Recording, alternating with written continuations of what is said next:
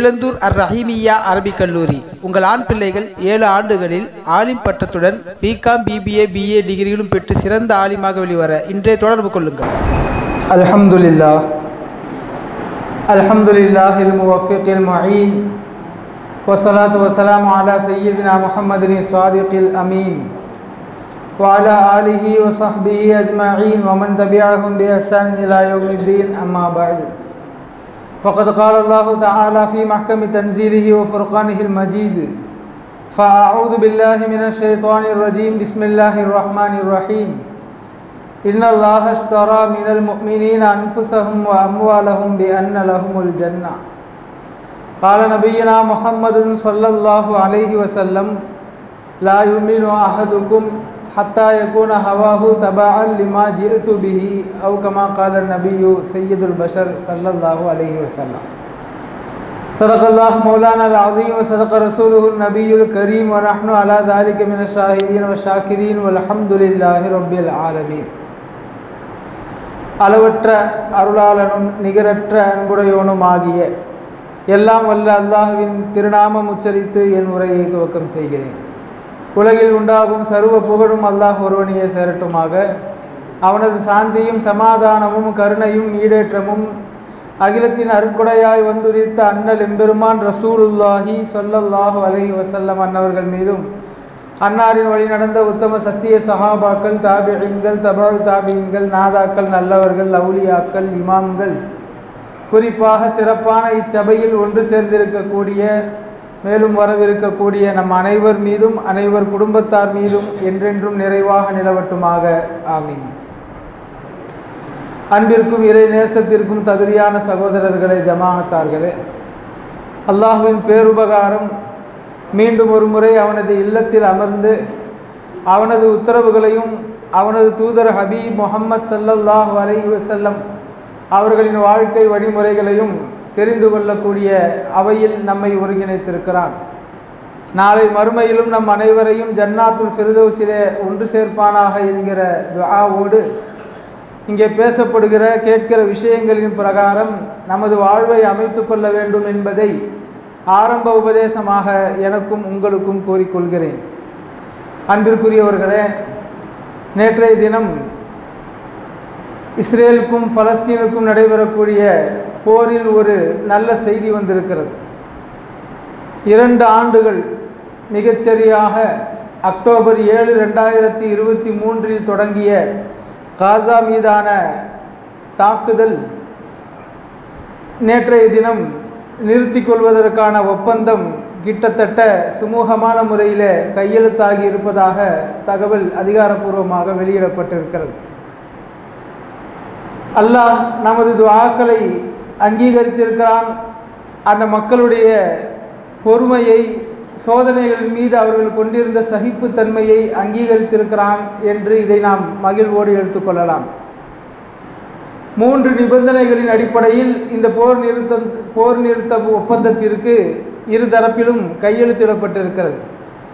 முதலாவது, கசாவிலிருந்து இஸ்ரேலின் படைகள் முழுமையாக வெளியேறிவிட வேண்டும். இரண்டாவது, கசாவிற்கு வரக்கூடிய உதவிகளை தடுக்கக்கூடாது. மூன்றாவது, ஆட்சி அதிகார விஷயங்களில் இனி இஸ்ரேலின் தலையீடு இருக்கக்கூடாது என்கிற நிபந்தனைகளை முதன்மையாக வைத்து கையெழுத்து போடப்பட்டிருப்பதாக தகவல். ஒரு சில செய்தி சேனல்களுடைய தகவலின்படி இஸ்ரேலின் படைகள் முழுமையாக வெளியேறாது என்றும் சொல்லப்படுகிறது. இருந்தாலும் இது ஒரு பெரிய நல்ல செய்தியாக காசா மக்களினால் கொண்டாடப்படுகிறது, தவிர இஸ்ரேல் மக்களினாலும் கொண்டாடப்படுகிறது. அவர்களையும் கடந்து உலக மக்கள் அனைவராலும் கொண்டாடப்படுகிறது. நான் சென்ற வாரமே சொன்னது போல இதுவரை இல்லாத அளவிற்கு பாலஸ்தீனை தனி நாடாக அங்கீகரிக்க வேண்டும் என்கிற ஆதரவு குரல் ஐரோப்பிய நாடுகளிடத்திலேயும் அந்த சிந்தனை மிகுந்து வந்திருப்பதை நாம் பார்க்க முடிகிறது.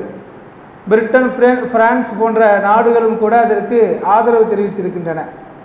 அன்பிற்குரியவர்களே, இந்த நேரத்தில் அந்த மக்களிடமிருந்து நாம் பெற வேண்டிய சில முக்கியமான படிப்பினைகள் குறித்து நாம் சில தகவல்களை தெரிந்து கொள்ள வேண்டும். நேற்றைய தினம் காசாவில் வசிக்கக்கூடிய ஒரு பெண்மணியிடத்தில் பேட்டி கேட்கப்படுகிறது. பிபிசியில் வெளியான செய்தி.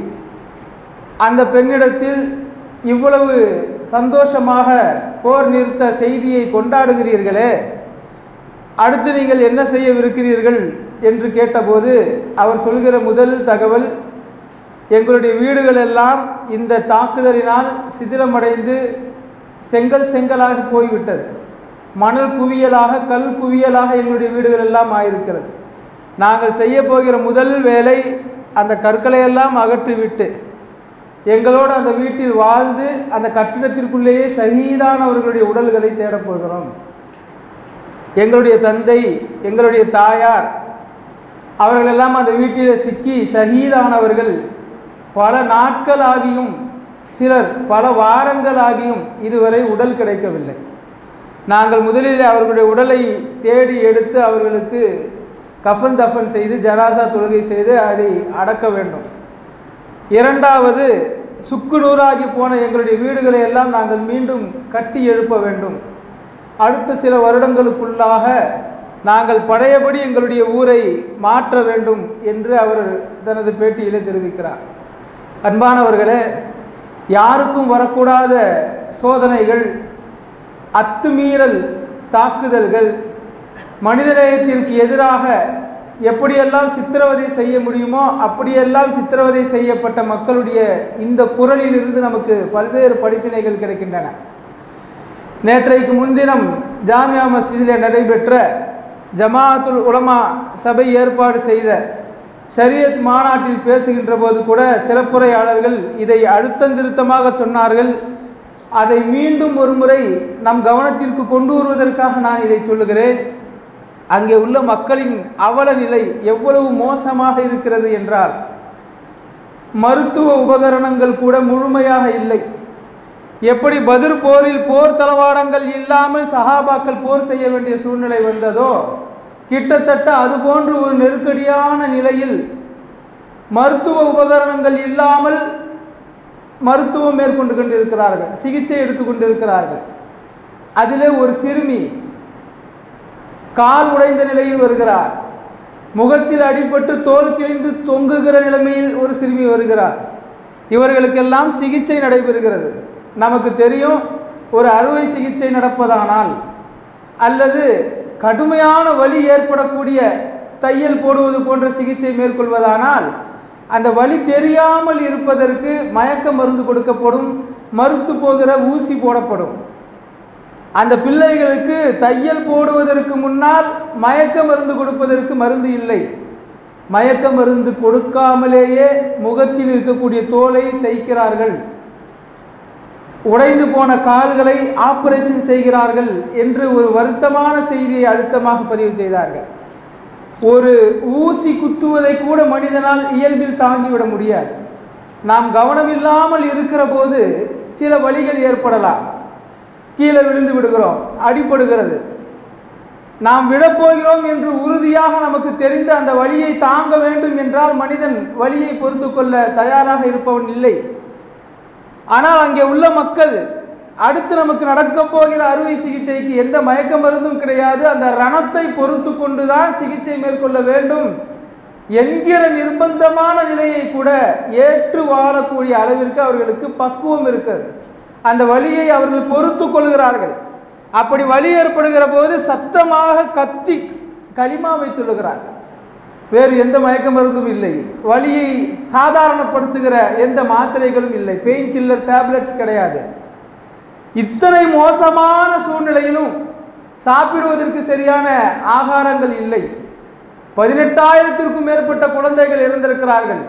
நேரடியாக குண்டு விழுந்தோ அல்லது வீடுகள் கட்டிடங்கள் இடிந்தோ இடுபாடுகளில் சிக்கி இழந்தவர்கள் அதில் பாதி பேர் என்றால், ஊட்டச்சத்தும் ஆகாரமும் அன்றாட உணவும் மருந்து வகைகளும் கிடைக்காமல் செத்தவர்கள் பாதிக்கும் மேல். இப்படிப்பட்ட ஒரு பூமியில் அவர்கள் வாழ்ந்து கொண்டிருக்கிறார்கள். இதில் நமக்கு படிப்பினை எங்கு என்றால், இந்த நிலைமையிலேயும் அவர்களுடைய வாயிலிருந்து திருக்கலிமா வருவதை யாராலும் தடுக்க முடியவில்லை. நாம் சொல்வதை விட அவர்கள் சொல்லுகிற கலிமா வீரியம் மிக்கதாக இருக்கிறது. அல்லாஹ் நமக்கு நிரப்பமான நல்ல வாழ்க்கையை கொடுத்திருக்கிறான். பெரும் அளவிற்கு குறிப்பிட்டு சொல்கிற அளவிற்கு பெரிய பிரச்சனைகள் நமக்கு இல்லை. நாம் இன்றைக்கு தொழ வேண்டும் என்று வருவதானால் பள்ளிக்கு செல்லாதே என்று தடுக்கக்கூடிய அதிகார பொறுப்புகளில் உள்ளவர்கள் யாரும் இங்கு இல்லை. நாம் நினைத்தால் எதற்கும் தடையில்லை.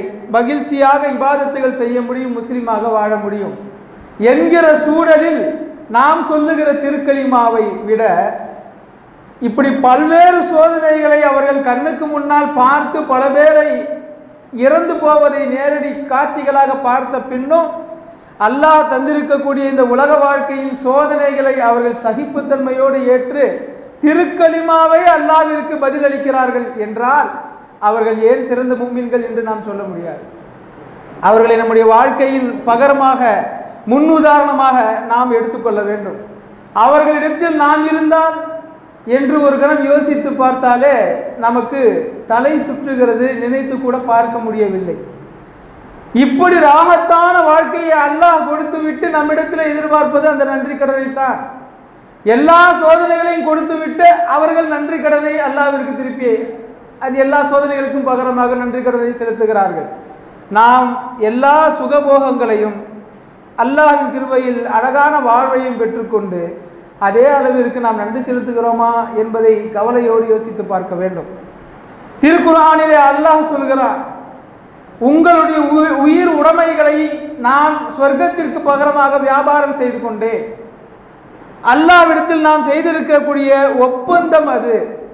உலகில் வாழுகிற இறுதி நொடி வரை நான் என்னுடைய உயிர் உடைமைகளை அல்லாஹ்விடத்தில் அடமானம் வைத்திருக்கிறேன். இதில் நான் மோசடி செய்ய மாட்டேன். என்னிடம் அல்லாஹ் எதை எதிர்பார்க்கிறானோ அதை நான் கொடுத்தே தீருவேன் என்கிற உறுதியான சிந்தனை மனிதனுக்கு வேண்டும். அதை தான் திருக்குர்ஆனிலே அல்லாஹ் சொல்லுகிறான், உங்களை எல்லாம் நான் படைத்து வெறும் ரூஹாக நீங்கள் இருந்தபோது உலகில் வாழப்போகிற அத்தனை கோடிக்கணக்கான ரூஹுகளையும் ஒரே இடத்தில் ஒன்று சேர்த்து நான் உங்களை படைக்கவில்லையா என்று கேட்டேன். ஆம், நீதான் எங்களை படைத்தாய் என்று நீங்கள் சொன்னீர்கள். நீங்கள் உலகில் வாழச் செல்வீர்களே, அப்போதும் இதை உண்மைப்படுத்துவீர்களா என்று நான் கேட்டேன். ஆம், நிச்சயமாக உண்மைப்படுத்துவோம் என்று சொன்னீர்கள். ஆனால் உலகில் வாழுகிற போது அதை செயலாற்றுகிறீர்களா? அதை நீங்கள் யோசித்து பார்க்க வேண்டும் என்று அல்லாஹ் திருக்குர்ஆனின் பல வசனங்களில் இந்த கருத்தை நமக்கு மொழிகிறான். அன்பானவர்களே, நாம் படைக்கப்பட்ட நோக்கம் அல்லாஹ்வை அறிந்து வணங்குவது. நம்மை படைத்தவன் இறைவன், அவன் ஒரே இறைவன், அவன் அல்லாஹ் மட்டும்தான் என்கிற சித்தாந்தத்தை தாங்கி பிடித்திருக்கிற முஸ்லிம்களாகிய நமக்கு அதில் சடைவு ஏற்பட்டு விடக்கூடாது. திருக்குர்ஆனின் வேறொரு வசனத்தில் வலனபுலுவன்னக்கும் பிஷைஇன் மினல் ஹௌஃபி வல் ஜூஇ வ நக்ஸின் மினல் அம்வாலி வல் அன்ஃபுஸி வஸ் ஸமராத். உலகில் வாழுகிற போது நேரடியாக முஸ்லிம்களை பார்த்தே சொல்வது போல அல்லாஹ் இந்த வசனத்தை இறக்கி இருக்கிறார். நீங்கள் உலகிலே வாழுகிற போது பசியை கொண்டு நிச்சயமாக உங்களை நாம் சோதிப்போம், பயத்தை கொடுத்து நிச்சயமாக உங்களை நாம் சோதிப்போம், சில உயிர் பலிகள் ஏற்படுவதை கொண்டு, உணவு பற்றாக்குறை ஏற்படுவது கொண்டு, கனிவர்க்கங்களின் பற்றாக்குறை ஏற்படுவது கொண்டு உங்களை நிச்சயமாக சோதிப்போம் என்று அல்லாஹ் நமக்கு சொல்லிவிட்டார். சஹாபாக்கள் இஸ்லாத்தை ஏற்று வந்த போதும் சஹாபாக்களிடத்தில் பெருமானார் ஸல்லல்லாஹு அலைஹி வஸல்லம் அவர்கள் சொன்ன முதல் விஷயம், என்னை நபியாக நீங்கள் ஏற்று இஸ்லாத்திற்குள் வந்து விட்டதால் உலக வாழ்க்கை சுபிச்சம் பெற்றுவிடும், நமக்கு எந்த பிரச்சனைகளும் வராது, நிம்மதியாக வாழ்ந்து விடலாம் என்று மட்டும் எண்ணி விடாதீர்கள். இதற்கு பிறகுதான் உங்களுக்கு சோதனைகள் அதிகமாகும். அல்லாஹ் சமயங்களில் உங்களுக்கு வறுமையை கொடுத்து சோதிக்கலாம், சமயங்களில் உங்களுடைய குடும்பத்தாரை நீங்கள் இழப்பது கொண்டு சோதிக்கலாம் என்று பல நேரங்களில் சஹாபாக்களுக்கு சொன்னார். அந்த நபிமொழிகளை சுமந்துதான் அத்துன்யா சிஜ்னுல் முஃமின் வ ஜன்னத்துல் காஃபிர், இந்த உலக வாழ்க்கை என்பது முஃமினுக்கு ஒரு நரகம் போலத்தான் இருக்கும், முஸ்லிம் அல்லாதவர்களுக்கு சொர்க்கம் போல. ஏனென்றால் அவர்கள் இங்கேயே வேண்டுமானவற்றை எல்லாம் அனுபவித்துக் கொள்ளலாம், மறுமையில் அவர்கள் நினைத்தபடி எந்த கூலியும் கிடைக்காது. ஆனால் முஸ்லிம் இந்த உலகத்தில் வாழுகிற போது நான் சொல்லுகிற பிரகாரம் வாழ வேண்டும், அந்த கட்டுக்குள் அந்த கட்டுப்பாட்டிற்குள் எல்லைக்குள் மனிதன் வாழ வேண்டும் என்கிற நிர்பந்த நிலையை தான் பெருமானார் ஸல்லல்லாஹு அலைஹி வஸல்லம் அவர்கள் இது ஒரு சிறைச்சாலை என்று குறிப்பிடுகிறார்கள். உண்மையில் இஸ்லாமிய சட்டதிட்டங்களை பேணி வாழுகிறவர் பாதுகாப்பு வலயத்திற்குள் இருக்கிறார். இஸ்லாமிய சட்டதிட்டங்களை, நபியின் சுன்னத்துகளை பின்பற்றி வாழ்பவர் நிம்மதியான வாழ்க்கையை பெற முடியும். அவர்கள் கூறுகிற வழிமுறைகள் தான் நமக்கு எக்காலத்திற்கும் வளைந்து கொடுக்கக்கூடிய தன்மை உள்ளவை, உலகின் கடைசி நாள் வரை வாழுகிற மனிதனுக்கும் சுலபமானவை. அதை உள்ளத்தால் ஏற்று செயல்படுத்தினார். உள்ளத்தால் ஏற்பதற்கு சிரமமாக இருக்கிறது, அதே நேரத்தில் நான் முஸ்லிமாக வாழ்கிறேன் என்றால் அவர்களுக்கு தான் பெருமானார் ஸல்லல்லாஹு அலைஹி வஸல்லம் சொன்னார்கள், நீங்கள் இந்த உலகத்தில் முஸ்லிமாக வாழ்வது சிரமமாக இருக்கும். அப்படி சிரமமாக இருப்பது எந்த அளவிற்கு செல்லலாம் என்றால் ஒரு சிறைச்சாலையில் இருப்பது போன்று தோன்றலாம். எனவே முஸ்லிம்கள் எப்படிப்பட்ட கடுமையான சூழலில் வாழ்ந்தாலும் அல்லது எப்படிப்பட்ட விசாலமான பூமியில், செல்வம் கொழிக்கக்கூடிய பூமியில், பாதுகாப்பான பூமியில் வாழ்ந்தாலும் அல்லாஹ்விற்கு நன்றி செலுத்துதல் என்கிற அந்த பண்பு முஸ்லிமிடமிருந்து சென்று விடக்கூடாது. திருக்குர்ஆனிலே அல்லாஹ் அதை பல இடங்களிலே சொல்லுகிறார், எனக்கு நீங்கள் நன்றி உபகாரம் செய்ய வேண்டும். உலகத்திலே சின்ன சின்ன உதவி செய்தவர்களுக்கு கூட மனிதன் நன்றி சொல்வதற்கு தயங்குவதில்லை, தாமதப்படுத்துவதில்லை. யாரேனும் ஒரு உதவி செய்தால் அவருக்கு நன்றி சொல்லாமல் வந்துவிட்டால் மனிதனுடைய மனம் குறுகுறுக்கும். அவனோட நேரத்தை விட்டுட்டு அவனோட காசு பணத்தை செலவு பண்ணி நமக்காக ஒரு பெரிய ஹெல்ப் பண்ணா, குறைஞ்சபட்சம் நாவில் நன்றின்னு சொல்லக்கூட நம்ம மறந்துட்டோமே, கவனம் இல்லாமல் இருந்துட்டோமேன்னு மனசில் அடிச்சுக்கிறோம். ஆனால் இந்த உலக வாழ்க்கையில் லட்சோப லட்ச படைப்புகளை அல்லாஹ் படைத்து அதில் சிறந்த படைப்பான மனித இனத்தில் நம்மை படைத்து மனிதர்களிலும் சிறந்தவர்களாக இஸ்லாத்தை ஏற்ற மக்களில் நம்மை வாழ வைத்து எத்தனையோ நபிமார்கள் கேட்டும் கிடைக்காத உம்மத்தே முஹம்மதியாவில் அல்லாஹ் நம்மை பிறக்க செய்து ஒரு நடுநிலையான முஸ்லிம்களுக்கு பெரிதும் பிரச்சனை இல்லாத நாட்டில் நம்மை வாழ வைத்து பொருளாதாரத்திலேயும் சிறந்த அளவிற்கு இல்லாவிட்டாலும் தன்னிறைவான நிலையை நமக்கு கொடுத்து அல்லாஹ் நம்மை நன்றி கடன் எதிர்பார்க்கிறேன் என்று சொல்லுகிறான். அதை செலுத்துவதற்கு நமக்கு நேரம் இல்லை. நம்முடைய அன்றாட வாழ்வில் 1 மணி நேரம் தொழுகைக்காக ஒதுக்குவதற்கு நமக்கு சிரமமாக இருக்கிறது. அதற்கு பல்வேறு காரணங்களை நாம் கூறுகிறோம். அன்பானவர்களே, நாம் யோசித்து பார்க்க வேண்டும், அல்லாஹ் நமது வாழ்க்கையை எப்படி வைத்திருக்கிறார். நம்மை விட மோசமான நிலையில் இருப்பவர்களின் வாழ்க்கை எப்படிப்பட்டது, அவர்களின் ஈமானிய தரம் எப்படிப்பட்டதாக இருக்கிறது. காசா மக்களுக்கு வரக்கூடிய சோதனைகளில் 10% நம்ம இடத்துல வருமானால் பள்ளி பக்கமே நாம் வரமாட்டோம். ஏனென்றால் நிதர்சனம் அப்படி இருக்கிறது. இவ்வளவு சகஜமான, இவ்வளவு அழகிய வாழ்க்கையை அல்லாஹ் கொடுத்திருக்க போதே நன்றி செலுத்தாத மக்கள் அல்லாஹ் சோதனை தர ஆரம்பித்து விட்டால் நன்றி செலுத்துவோம் என்றால் நினைக்க முடியும்? நம்ம எவ்வளோ துவா கேட்குறோம், அல்லாஹ் ஏற்றுக்கவே மாட்டான். என்ன பிரயோஜனம்? வட்டி வாங்குறவன், அடித்து பிடிங்கி சாப்பிட்றவன், அல்லாவே ஏற்றுக்காதவன், அவனுக்கெல்லாம் அல்லாஹ் நிரப்பமான வாழ்க்கையை கொடுக்குறான். நாம் பள்ளியில் வர்றோம், தொழுகிறோம், அல்லாஹ்வை திக்ர் செய்கிறோம், துவா கேட்குறோம், அழுகிறோம், ஆனால் கடன் தீர மாட்டேங்குது. வியாபாரத்தில் நம்ம நினைக்கிற மாதிரி ஒரு நிலை இல்லை. அயற்சி ஆகி விடுகிறோம். நம்மளுடைய ஈமானின் பலகீனத்தின் வெளிப்பாடு அது. எந்த முஃமினும் அல்லாஹ்வின் அருளிலிருந்து நிராசையாகிவிடக் கூடாது என்று அல்லாஹ் திருக்குர்ஆனிலே சொல்கிறார். லா தயஸு மிர் ரஹ்மத்தில்லாஹ். அல்லாஹ்வுடைய ஆதரவு, அவனுடைய அருள் கிடைக்கும் என்ற நம்பிக்கை, அதிலிருந்து நிராசையாகக்கூடிய தன்மை முஃமினை சார்ந்தது கிடையாது. யா இபாதியல்லதீன அஸ்ரஃபு அலா அன்ஃபுஸிஹிம், தங்களின் மீதே நம்பிக்கை இழந்து விட்ட என்னுடைய அடியார்களே.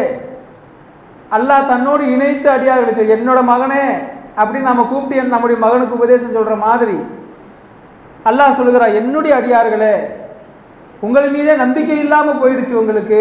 லா தக்னது மிர் ரஹ்மத்தில்லாஹ், அல்லாஹ்வுடைய ரஹமத்தில் இருந்து நீங்கள் நிராசையாகி விடாதீர்கள் என்று அடியார்களுக்கு அல்லாஹ் ஊக்கமளிக்கிறான்.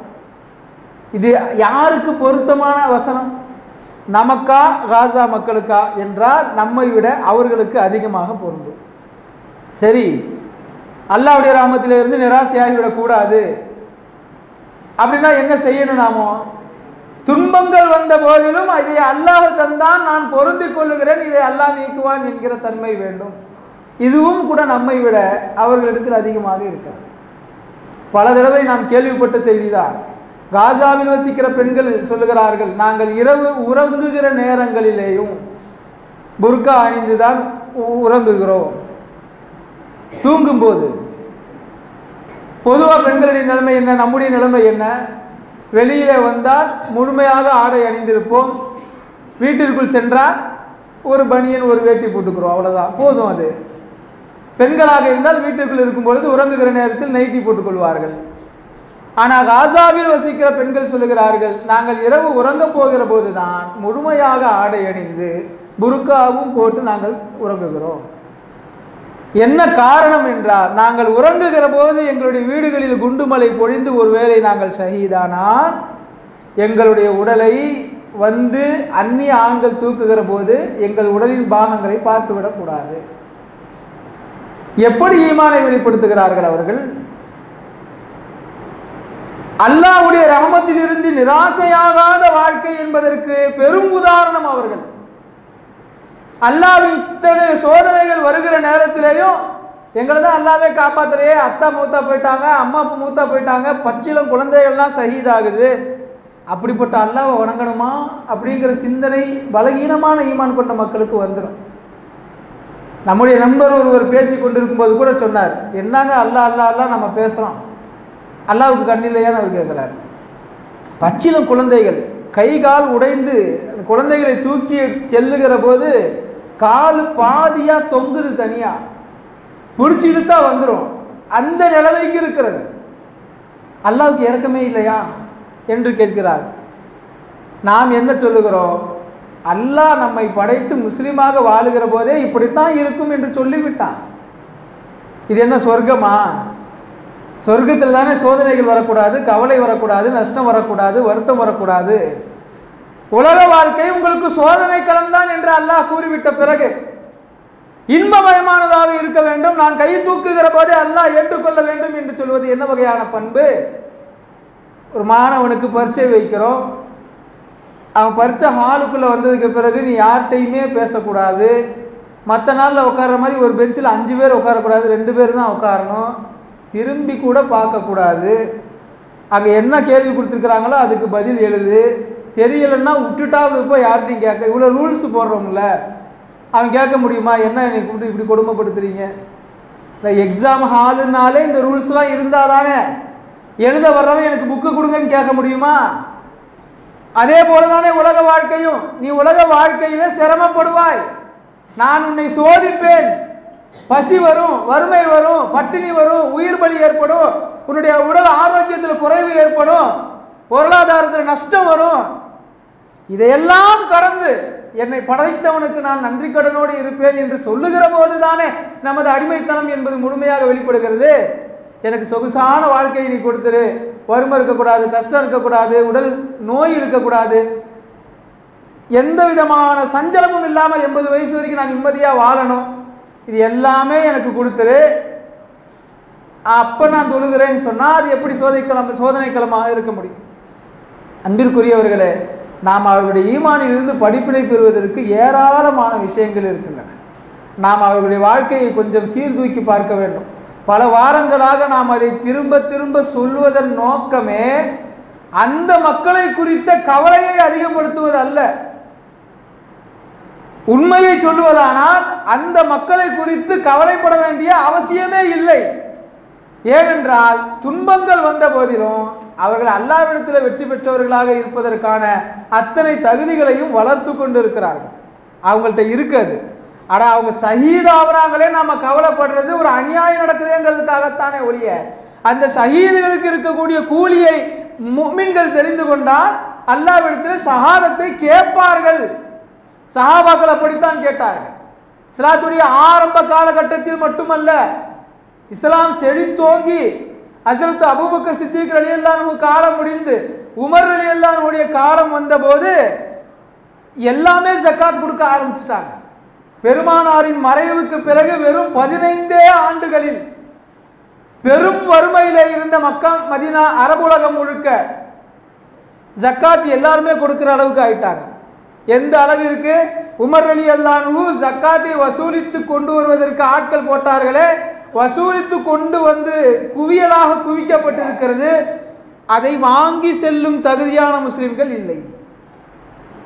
ஜக்காத்தை வாங்குறதுக்கு ஆள் இல்லை. யாராவது வந்து வாங்கிட்டு போகன்னு கேட்குற அளவுக்கு இருந்துச்சு. அப்பையும் பொருள் தேங்கிக்கிட்டே இருந்துச்சு. ஜக்காத்து பொருட்களை பொறுத்த வரைக்கும் முடிஞ்ச வரைக்கும் சீக்கிரமாக டிஸ்ட்ரிபியூட் பண்ணி முடிச்சிடணும். ஜக்காத் பொருளை வருஷ கணக்கில் வச்சு ஏழைகளுக்கு உதவி செய்யறதுக்கு அனுமதி கிடையாது. இன்னைக்கு பல இயக்கங்கள் அதை பண்றாங்க. அதனால நான் சொல்றேன், ஜக்காத் பொருளை வசூலித்தால் உடனடியாக அது ஏழைகளுக்கு சென்று விட வேண்டும். அந்த ஏழை எவ்வளவு தூரமாக இருந்தாலும் சரி.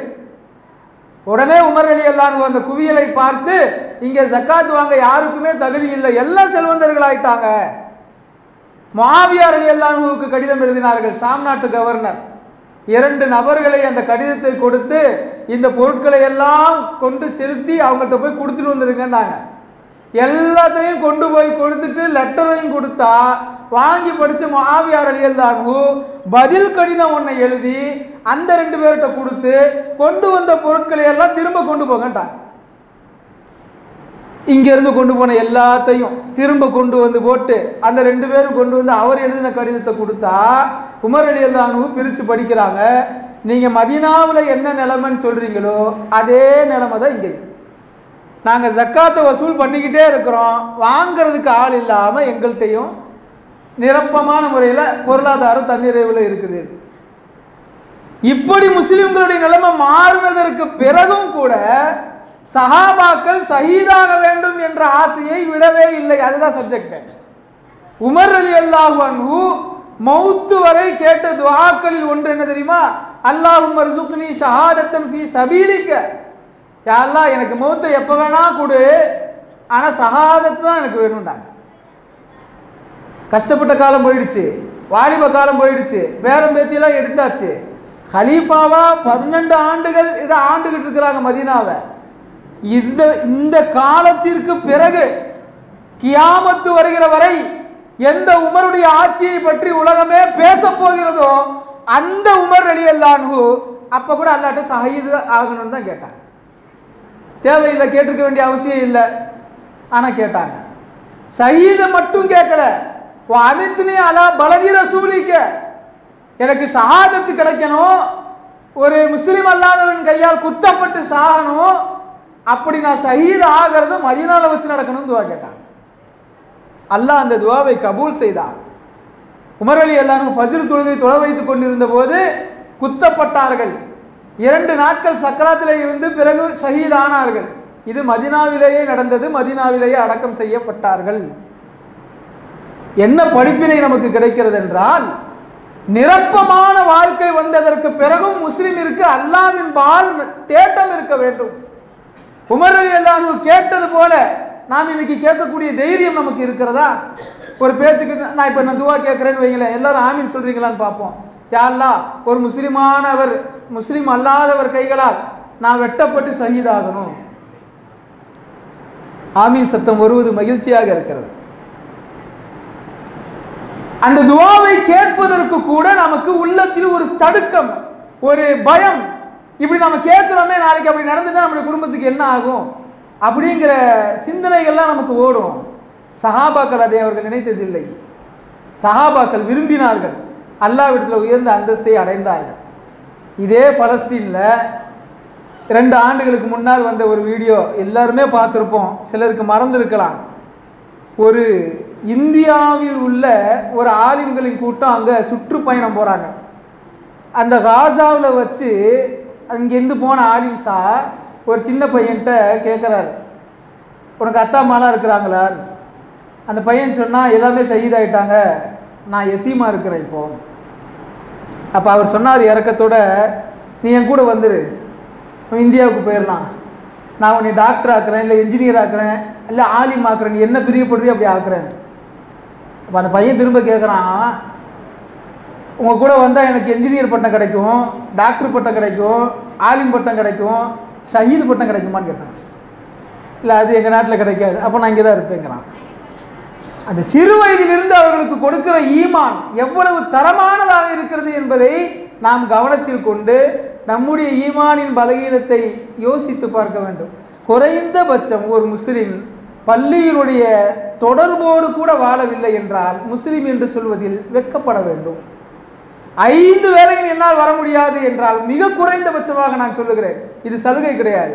5 வேளையும் இமாம் ஜமாத்தோடு தொழுகிற அளவிற்கு என்னுடைய தொழில், என்னுடைய வேலை அப்படி இல்லை என்றால் முடிகிற இடங்களிலாவது நாம் அதை நிறைவேற்றுகிறோமா யோசித்து பார்க்க வேண்டும்.